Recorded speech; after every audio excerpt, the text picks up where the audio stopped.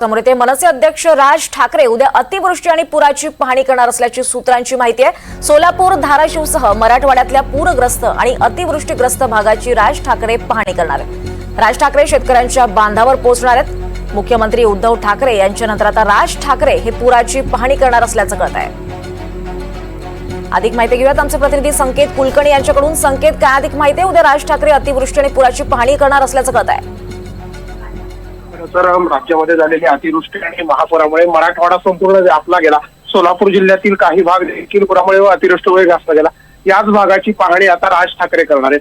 सोलापूर जिल्ह्यातील सोलापूर जवळ असणारी काही गावांची पाहणी करतील, कदाचित माढ्यामध्ये जाऊ शकतील। धाराशिव मध्ये पाहणी करून मराठवाड्यामध्ये बीड, संभाजीनगर या परिसरात देखील राज ठाकरे जाण्याची शक्यता आहे। त्या संदर्भात मनसे पदाधिकाऱ्यांच्या आजपासूनच हालचाली सुरू झाल्या, तयारी सुरू झालेली आहे। उद्या सकाळी साधारणपणे 11 वाजल्यानंतर राज ठाकरे यांचा दौरा जो आहे तो सोलापूर मधून सुरू होणार आहे। सोलापूर नंतर धाराशिव नंतर बीड आणि संभाजीनगर असा दिवसभराचा राज ठाकरेचा दौरा असणार आहे। निश्चितच संकेत, धन्यवाद या सगळ्या सविस्तर माहितीसाठी।